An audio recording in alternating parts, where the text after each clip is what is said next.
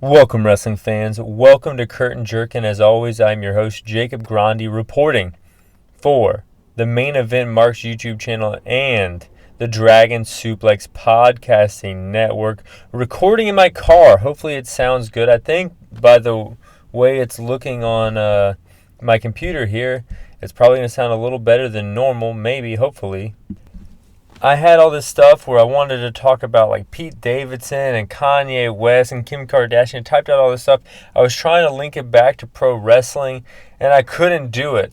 I reached out there, with beef that I've been doing with Jake Paul and beef I was doing with MGK, but there was just such a convoluted aspect to that whole ordeal. I couldn't do it. I erased it all. I'm going to go back to the drawing board, back to plan A, talking about wrestling, because there's so much stuff to talk about in the world of pro wrestling this week. And right off the top, I got to talk about Cesaro.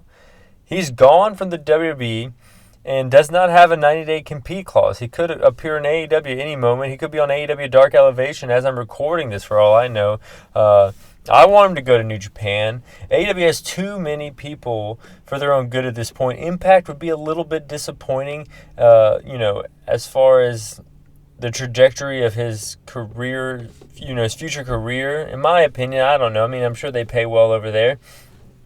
I think he could handle the style. I think he could be a big star in New Japan. That's where I want to see him go. So Cesaro not going to be in the WWE anytime soon. Someone else who's not going to be in the WWE anytime soon is Jeff Hardy. Jeff Hardy is officially elite, kind of.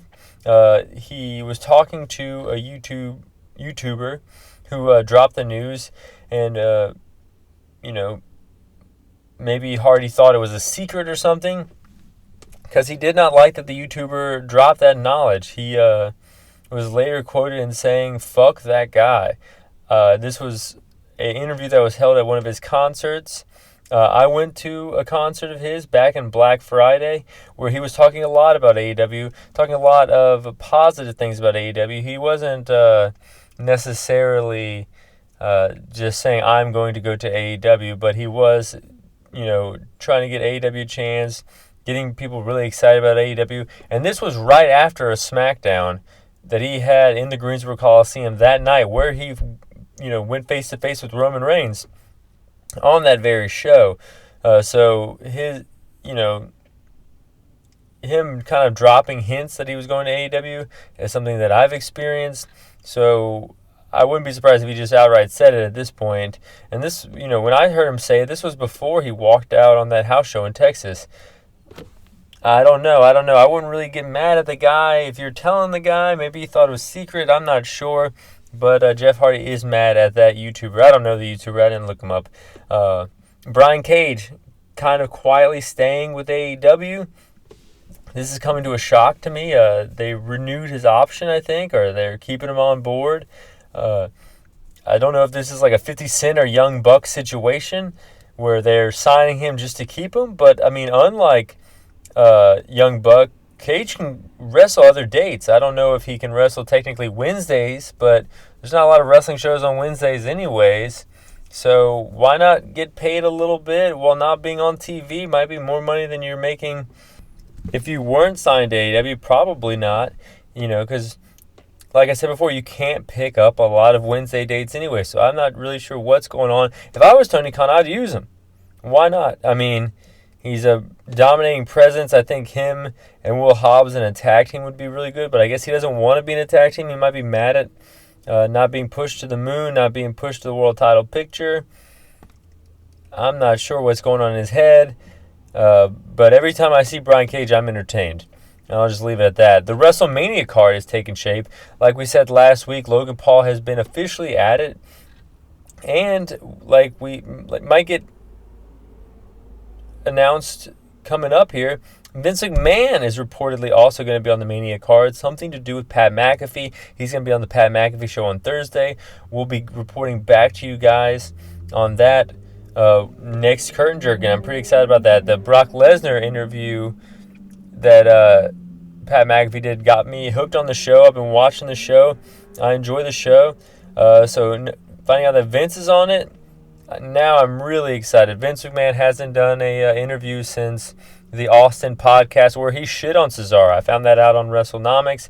And then, of course, the Bob Costas Real Sports interviews are still quoted to this day where he got super mad. So if it's somewhere in between that, I'm pretty excited about. It's interesting, though, with all this talk about WrestleMania and who's getting put on the card. Like, you got Johnny Knoxville, you got Logan Paul, Vince McMahon. You got a lot of non-wrestlers on this card, including, like people who've never wrestled a whole match before, like Logan Paul. And you got a lot of champions left off the card, like the WWE Women's Tag Titles. I think right now would be a good time to kind of merge it with the NXT Women's Tag Championship, because Toxic Attraction on NXT is one of the biggest stars, whereas Zelina and Carmella you don't really see a lot of on TV. But if Zelina and Carmella were the tag champs and could go down to NXT, that might give NXT a bit of a ratings boost. And if Toxic Attraction could appear on Raw, that might make people want to tune into NXT because they liked what they saw. I don't know. I think this would be a good time to kind of blend the NXT and WWE women's tag titles together. This is just me fancy booking here, but that's just what I think. I think it would help out all involved, especially with Toxic Attraction with the NXT Women's Tag Championships. I think that's that just fits perfectly. This faction hooks the casuals, which is a big thing that NXT needs to do right now. And really, if you go on Twitter or something, all you see is Toxic Attraction on NXT, forums and things. So I think they need to, strike while the iron's hot, blend the champions together, and have the the undercard of the women's division kind of be able to go in between shows, and therefore you can create kind of storylines through that. But I don't know. I'm just spitfiring here. I'm pretty excited about the New Japan Cup to change to pivot over to New Japan. Biggest New Japan Cup ever. 48 men will compete this year. I'm going to watch the first few rounds, but with 48 wrestlers, it's going to be really hard to review it. It would just be a New Japan Cup podcast at that point. So, round 3 and round 4, that's when we're going to start reviewing the show. That's when it gets good anyways. And with 48 men, I thought they were going to get guys from all over. I thought, at least Noah, who they recently worked with, or maybe Impact, or maybe Switchblade would come back. No one really of note here. I mean, Sema is always cool to see. He was at Wrestle Kingdom, and he's going to be on this card. Will Ospreay is back. First time since Wrestle Kingdom. Tama Tonga is back.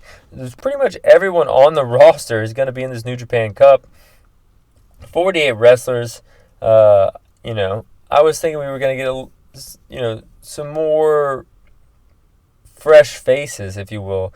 Don't get me wrong, I wasn't expecting like Nakajima or someone to lose in the first round or something, but maybe we could do Funky Weapon versus Funky Weapon first round or something like that. Noah has really been on my radar as of late. I've really enjoyed every single Noah show I've watched for about 6-7 months now. February 23rd, Ground Control, super good card, featuring Super Crazy of all people. Believe it or not, he took an L, falling to Daisuke Harada in the junior division. No champ change or no title change in the junior division, but there was a title change in the heavyweight ranks. The main event of the show, Nakajima, the champion, the guy who beat the Great Muto, versus Kazaki Fujita, the man who fought Fedor. That's right, I knew these guys for their former opponents more so than I knew really much about them at this point, but god damn did I become a fan of these guys. Fujita just straight up bitch slaps Nakajima. They battle to the floor. They get back in the ring. This leads to a bitch slap battle while Nakajima has Fujita in a hold. Fujita lands some stiff chops, and when I say stiff chops, these were fucking echoing chops. Noah works snug as fuck. New Japan, I'm not trying to downplay them, but I feel like other than like a few guys on their roster, they work a little lighter nowadays. I'll say it like that. But Noah seems to work as stiff as New Japan, if not stiffer. Snug as fuck, like I said. Nakajima answers the strikes from Fujita with a missile dropkick. 1-2, Fujita kicks out. Sleeper by Fujita. High lariat from Fujita. PK, 1-2. Then he picks up the champion's head, allowing the match to continue. Hits a beast bomb. 1, 2, 3. I've never seen in a world title match you pick up the head. Maybe they do this in No all the time, but I was fucking impressed by this. He fucking is ragdolling the current champion to become the champion. Crowd audible gasp when it became a 1, 2 at the ref's 3 count. The crowd audible gasp. I know you got to be real quiet in Japan nowadays. You got to scream inside your heart, as the theme park in Japan says. You got to do a lot of clapping. Here, there's just a genuine reaction of just this gasp, which, you get a lot of genuine reactions from crowds in North America, but not much in Japan nowadays. They're always, kind of it's just sitting there. It kind of takes away from the feel. But that gasp really sunk in with me. It was really cool. This was a great match. I'm hooked now. These guys really made this championship feel like a championship. Even if you're not interested in Noah or have never seen Noah, if you see Fujita, he's an imposing figure. Where I feel like with all these fresh eyes from the Muta title reign, they needed an opposing figure to have the title on, because like just looking at him, he looks opposing. Where Nakajima, you really have to be a big fan of Noah to understand why he's so important. He doesn't really look like a heavyweight wrestler. I mean, he started out as a junior, and he kind of is smaller in stature. I'll just say that like that. Not shitting on him. Hopefully Austin Aries isn't listening to me right now. I know he is pretty sensitive about people talking about how he's, a little shorter. People are shitting on Adam Cole. I'm into smaller wrestlers. I like Nakajima, but Fujita, to me, impressed me more. He pounded beers at the press conference, pounded beers after the match. A lot of beers were pounded at GCW this weekend in LA. Fun little matches here, fun little shows here. These two shows centered around X-Pac and Joey Janela versus the major players. Great video package hyping up this match. GCW also has a really good video package team, I guess. People that can edit videos, they do it real well. It's what set them apart past few years from all the indies, and now they're kind of in a spot all their own. Not on TV, but I guess you would call them an indie because they're technically independent, but they had a pay-per-view in Hammerstein Ballroom. People from, AEW and NXT are not wanting to be there anymore and wanting to be in GCW because of these hot crowds. And I think the video packages kind of help out with that a little bit, especially when you got guys, creating content like Cardona burning the 1, 2, 3 Kid action figure before he wrestles X-Pac. I thought that was pretty good. And Cardona comes out, Myers comes out, Chelsea Green comes out. They interrupt the returning Chris Dickinson, Dirty Daddy himself. The heat was crazy here. They look like this tag team from back in the day. The heat is like ECW from back in the day. This is great. Cardona has the NWA Championship. Chelsea Green carrying all his other titles. Joey's music hits. He is super over here. He didn't have the best AEW run, but goddamn is he over in GCW, which makes what I'm about to talk about even more impactful. X-Pac comes out after 3 years away from the ring. He has a match here. Bell sounds. Obligatory, you still got a chance. Fill the Ukrainian Culture Center, which is where GCW holds their matches in LA. They've been doing it for years. but it particularly impactful nowadays, of course, if you follow the news outside of the world of wrestling. Chelsea Green hits a Canadian Destroyer at one point. People do the woo woo woo chants into the Broski Brute. And I was surprised by this because usually, Matt Cardona is a hated heel. But here he might be kind of becoming that cool heel. He might be so good, he's in spite of himself. Big X-Pac hot tag. Rough Rider accidentally puts Myers through a table. X-Factor puts Myers through, I'm saying a table, but they're actually doors in GCW. A door, 1, 2, 3.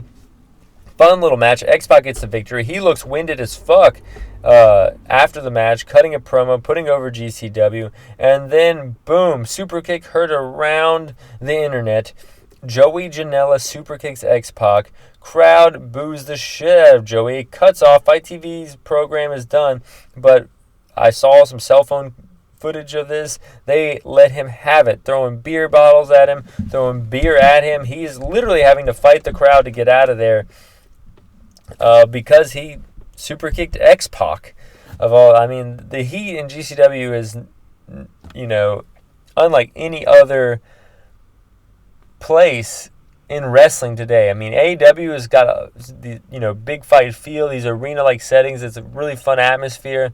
But GCW is just, they take it too far, which I got to be honest, might be a part of the fun. Knowing that it's kind of a not safe environment at times makes for whenever the crowd's getting really hyped up, makes it a little bit more exciting. You get a little nervous. So I always like a little nervousness in my excitement. I don't know, that's just me. Maybe, going to hardcore shows and stuff as a kid kind of made me think this way. But that was what was centered. The whole thing was centered around X-Pac and Joey Janela. They're having a match at Spring Break. The series of shows that happen at Mania weekend every year. I went to a Spring Break, saw Joey Janela wrestle Great Sasuke. Now it's Joey Janela versus X-Pac here on a Spring Break.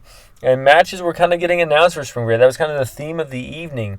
AJ Gray beats ACH, and since he has the brass ring from winning the ladder match in a Hammerstein, he challenges Jon Moxley. Dirty Daddy Dickinson challenges Cardona at Spring Break. Dickinson also announces that he's going to be wrestling Suzuki at Bloodsport, which is a show that happens, kind of along with Spring Break every year. And the theme of the show here, like I mentioned, AJ Gray beats ACH, former WWE talent. Unlike the Hammerstein Ballroom show, where it seems like they didn't put over their own talent, they definitely were putting over their own talent. Here this weekend, the Briscoes had a great match with Jacob Fatu and Juicy Finale. Nick Wayne versus Blake Christian was good. Mike Bailey versus Ninja Mac was good. They even battled all the way on top of the stage, and Ninja Mac took a giant bump off the stage. He is going to Noah eventually. He's signed to Noah if he doesn't kill himself before then. Mike Bailey versus Blake Christian was good. The stars were out, not just X-Pac. Dr. Wagner Jr. brought a fan in the ring to be his interpreter as he just shit on LA. The fan seemed to have the time of his life doing this. John Cena has his Make-A-Wish kids. Dr. Wagner Jr. has this 30-year-old GCW fan cutting promos for him. It was great. Thunder Rosa was there. She beat Tony Deppen. Masquerita Dorada was there, former Grand Metallic. He took an L to Gringo Loco, which, if you're going to build these stars, AJ Gray, Gringo Loco, Effie, Mance Warner, Nick Gage, these guys who aren't going to be able to go to other promotions. Nick Gage, he's signed to GCW. He can't wrestle anywhere else. He's exclusive to GCW. Effie, he's a bigger star in GCW than he would be anywhere else, and I don't really see AEW wanting him. He's kind of a little too risque. I wouldn't say AJ Gray is risque, but I would say he's a little bit too extreme for even AEW. Gringo Loco, he's kind of a different style in his body. He's a little older, so I think GCW is his one shot as well at this point in my life, or in his life, sorry.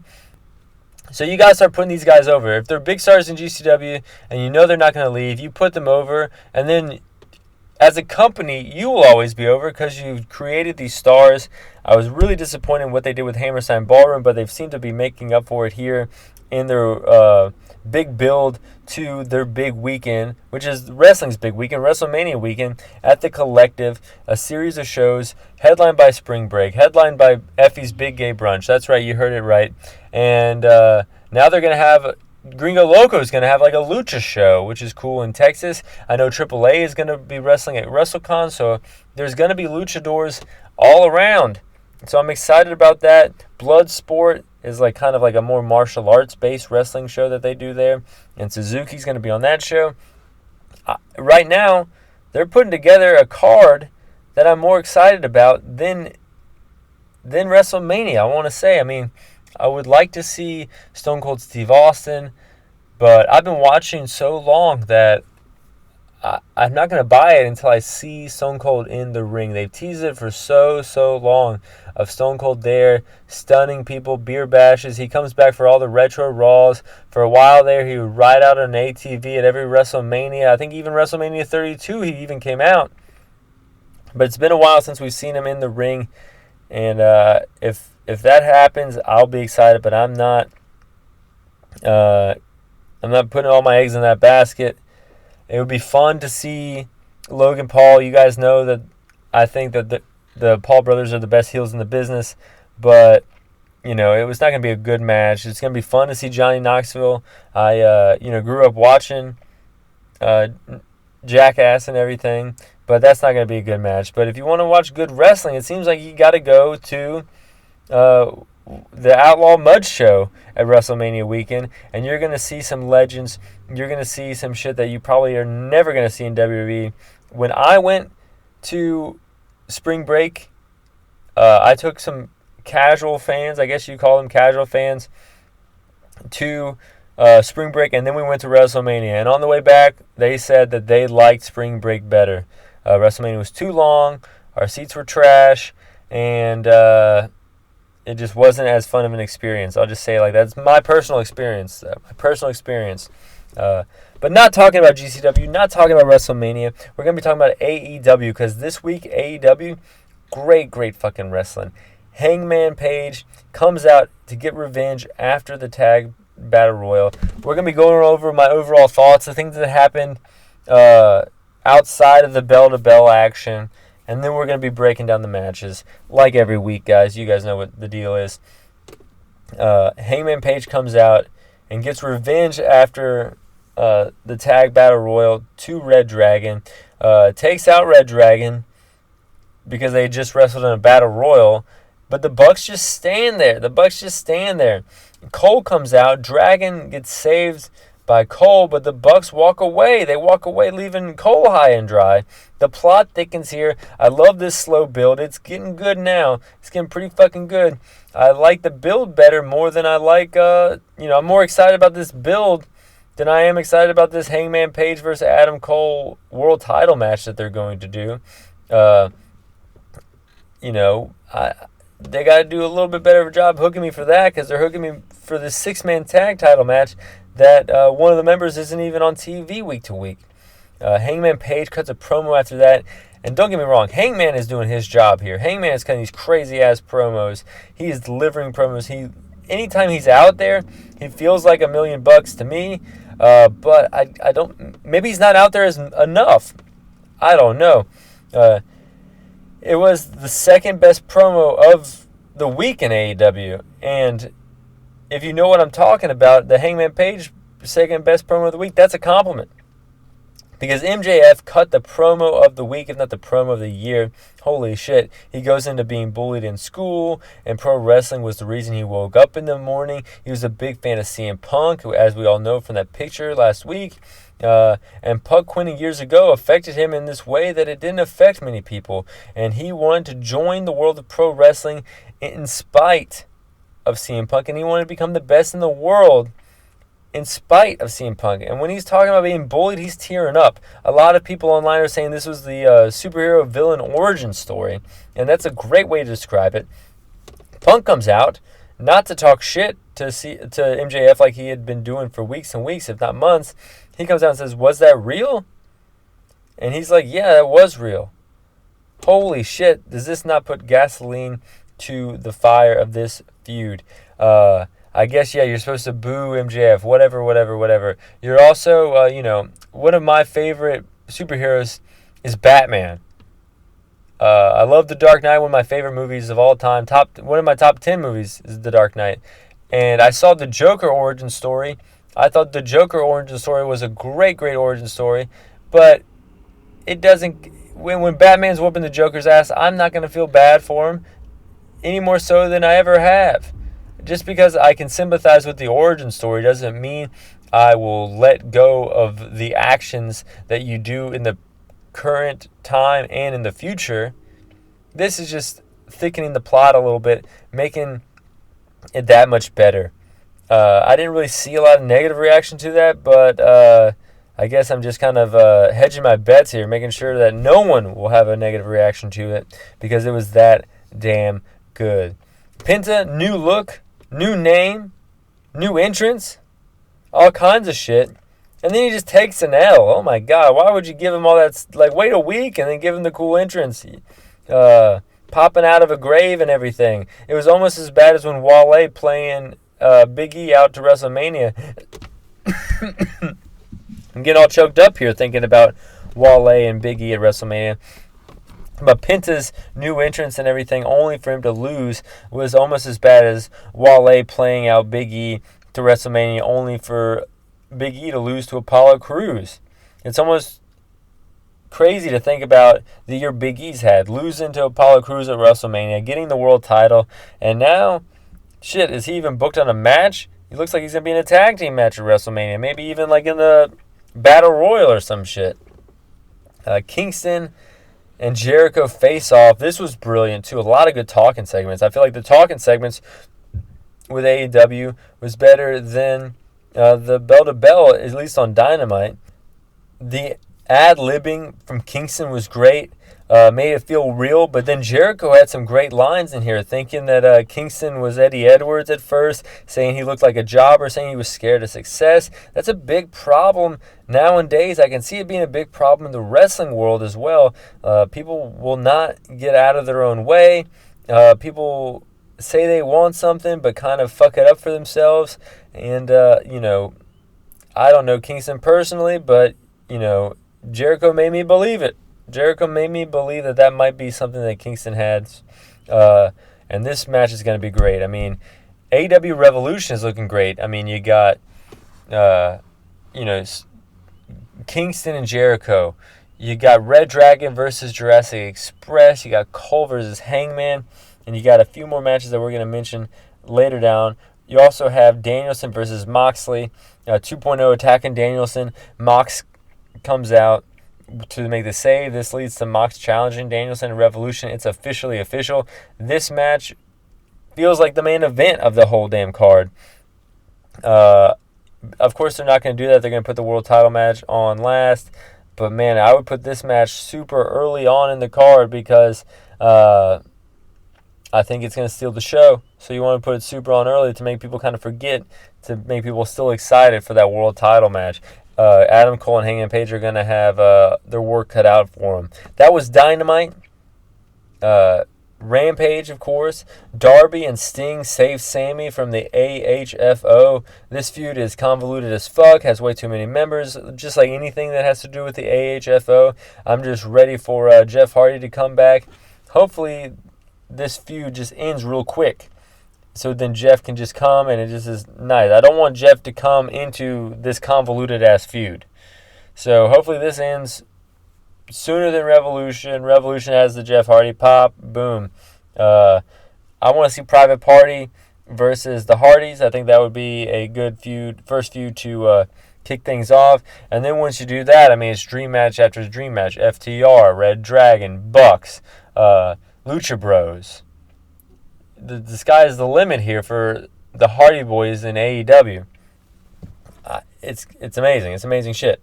Men of the Year cut a promo. I feel bad for these guys because they were in a feud with Cody, which 6 months ago, that's where you wanted to be in AEW. but they were in a feud with Cody at the wrong time. It was kind of start and stop.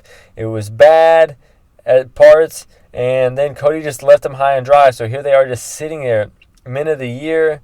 I mean, what an odd name. Maybe it's a cursed name because I feel like they've been around for years now, and they ain't shit. But they're great. They're great wrestlers, but they're kind of, why weren't they in the Tag Battle Royal? You know, like, what is going on with Men of the Year? Why are they wrestling so little? They're both very good. QT, still mad at Hook. Good to see that he's still getting airtime after you-know-who is gone. This was good for Hook to take down a few of QT Marshall's students here, including one guy that cracked me up, even just running away, not even wanting to fuck with Hook. Wardlow getting continuously frustrated with Spears. Some good facial reactions here from both guys. But I'm ready for this damn to break. I want to see Spears get his ass kicked. I want to see him catch a Powerbomb Symphony, damn it. But breaking down the matches from AEW Dynamite and Rampage this week from worst to first, we have 9 big matches. Deeb versus Sparks. Of course, this is, down toward the bottom because Deeb just whooped her ass. She even took her down before taking off her robe, chokes her with the robe, and beats her in less than 3 minutes.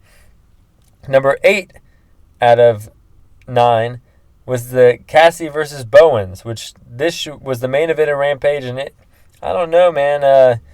Cassidy's not doing it for me as of late. I feel like his act is running short. They keep putting him with Danhausen. We don't know why Danhausen is there. Danhausen's been there for what seems like for a month now. 2 comedy characters, not doing skits, not doing vignettes. I feel like that's what you need to do. Caster comes out, raps. Cassidy does some raps, says word to your mother. That was like so nerdy, it didn't work with me. Cassidy gets choked by the chain. A Mitchie driver from Cassidy, 1-2, no. Danhausen shows up out of nowhere. Orange punch to Caster. Orange punch to Bowens. 1-2-3. Cassidy is now in the ladder match. So hopefully he steps his game up because I was really excited about this ladder match. And now I know that there's going to be a comedy spot or two. I'm a little apprehensive to really fully enjoy it. Wasn't he already in a ladder match? Shouldn't we have gotten someone newer and fresher in this ladder match? I don't know. We have a few fresh faces in there, though. I thought it was going to be the big man ladder match. That's what it looked like it was going towards for a while there.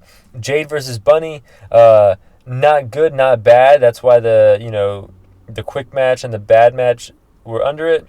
But they gave Bunny a little bit more than I thought they would. Jaded 1-2-3. You knew the deal, guys. Starks versus 10.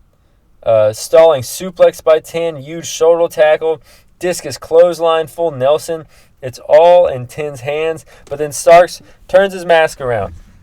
That's right. The eye holes and mouth hole and nose holes were facing the back of 10's head. 10 didn't know what to do. He got rolled up 1-2-3. I thought that was a funny finish, a good finish. I love Ricky Starks. Now he's going to be in the ladder match. I'm much more excited about seeing him in the ladder match than I am Cassidy. Comorado versus Wardlow. This was awesome to see here, not because of Wardlow, but because of Comorado. Just a one-hand slam attempt from Comorado. Wardlow does slip out. Big strike battle. Powerbomb Symphony. 1-2-3. Wardlow gets the victory.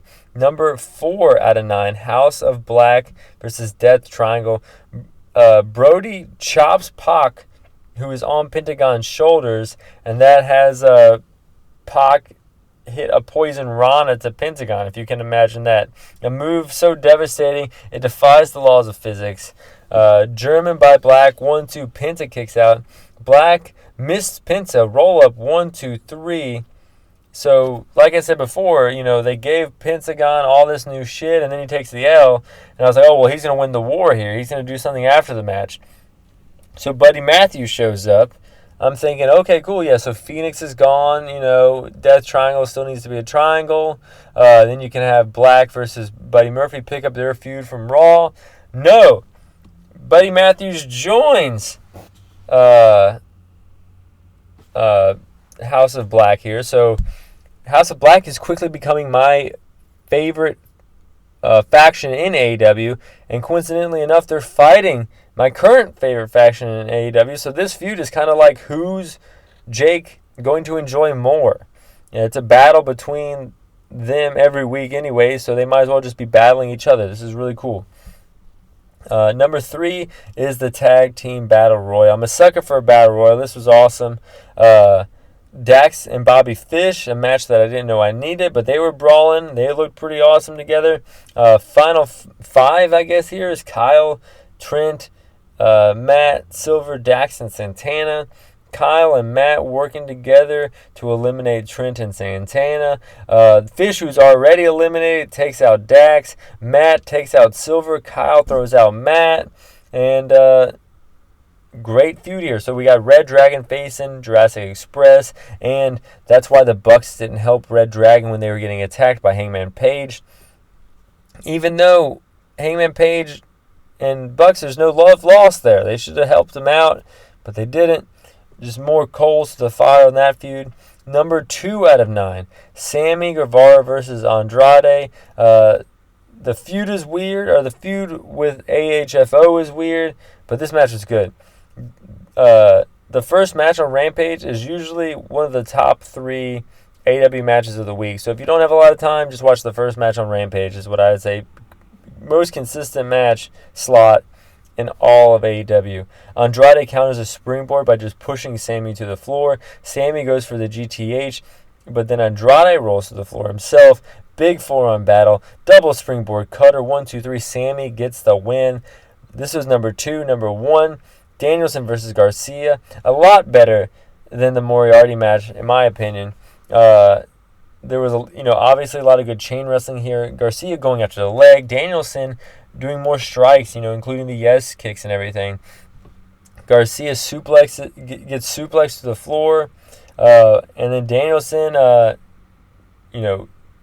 gets a hold on to Garcia. Flexes while he's tapping out. I thought that was a good move. He did that, I think, last week as well. Danielson, MVP of AEW so far this year. Super cool to see him in AEW. Still awesome after all these months now. Wrestling is awesome. I really enjoyed the GCW shows like I talked about, the Noah shows that I talked about. I'm excited for the New Japan Cup. I like AEW every week, of course. What is a WrestleMania? I'm liking wrestling right now, and I don't really even care too much about the WrestleMania build. That's just a big spectacle event. Of course, I'm going to watch it. Of course, I'm going to sink my teeth into some stuff, but I never get disappointed with WrestleMania because I know it's for everyone else who isn't a fan already. That's kind of what it seems like nowadays, is how can we make this event appeal to everyone else who isn't a fan? And I'm a fucking super fan. I'm doing this podcast out of love, and I love fucking wrestling. Don't get me wrong. I'm excited for some of the stuff they're going to do at WrestleMania, but, I'm not as excited as I am the New Japan Cup. I'm not as excited as I am for Spring Break. I'm not as excited for WrestleMania as I am the Fujita World Title reign. Goddamn do I love wrestling. Goddamn do I love you guys. Fly high. I'm out.